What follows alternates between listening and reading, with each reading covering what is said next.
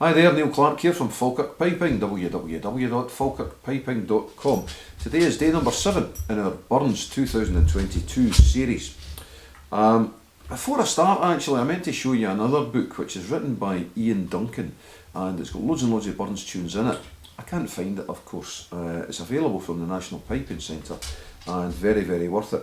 So today's tune, you'll see that it's titled Scots Wha Hae in the title. The actual tune is much, much older than that, of course, and it's called Hey Tutti, Taiti. So we have two poems by Burns. The first one actually used to be reproduced, or just the chorus was reproduced, in the Green Book, the College of Piping Tutor Book 1. It hasn't been for some years, but it's a drinking song. It's a cracking drinking song, actually. The words are very, very simple, presumably to be sung by people who are steaming and could remember them. So the chorus is, Hey Tutti Taiti, how Tutti Taiti, hey Tutti Taiti was foo new. Foo means drunk or steaming in Scotland. Landlady, count the loan, the day is near the dawn, you're all blind drunk boys and I'm but jolly foo. Landlady, get the bill ready because the sun's coming up over the horizon. You're all blind drunk boys and you're almost passed out, and me, I'm fine, I'm just happy. So it carries on from there, and we'll reproduce some of that in the comments box below. Moving to the biggie, Scots Wha Hae, which is the title. The subtitle was Bruce's address to his troops at Bannockburn. So this is what Burns imagines Robert the Bruce, saying to his troops at Bannockburn. Quick one about Bannockburn. It defined our nation to a certain extent. It was a battle that Bruce himself never wanted. His brother Edward had given an ultimatum to the English governor of Stirling Castle.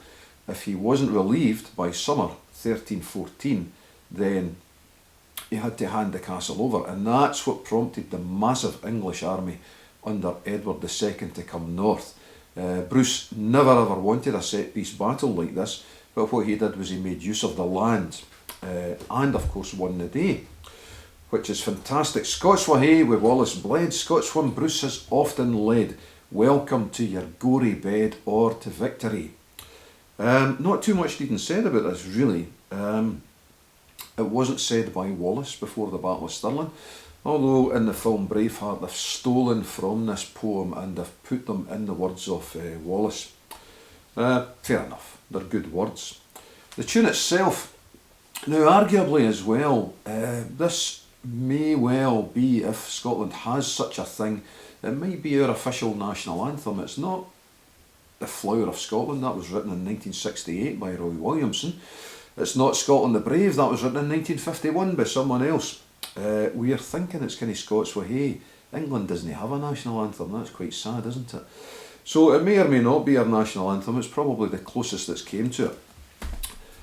Piping wise, I don't know what portion of people learn using the College of Piping Green Book.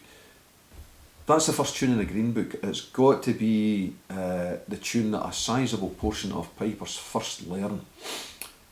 Learn and then probably forget in the main. But certainly the tune that a sizable portion of pipers first learn. It's played mostly as a slow march when it is played. It's also played as a quick march. You'll more often hear military bands and brass bands playing it as a quick march. So what we've done on this occasion is I've done both for you. So enough, I think. There's so much can be said about this tune and the sentiments and the history behind it. But I don't want to waste too much of your time. Scots Wha Hae.